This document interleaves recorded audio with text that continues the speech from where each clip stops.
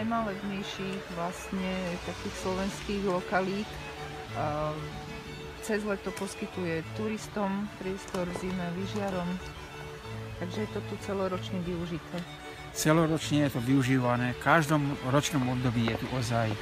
No, keď sa dobudujú tie ostatné potrebné zariadenia, ktoré dnešný turistický režim žiada, tak tu tá návštevnosť bude stúpať. Samozrejme je tu aj hluché obdobie, kedy je tu málo návštevníkov, ale tí, ktorí v tejto oblasti robia, podnikajú, hľadajú riešenia, učia sa zo zahraničia, kde je to rozvinuté, no a vidieť, že ako ide to dopredu, ide to pomaly, no ale ide to. Tierchová je jednou z takých vlajkových lodí na Slovensku.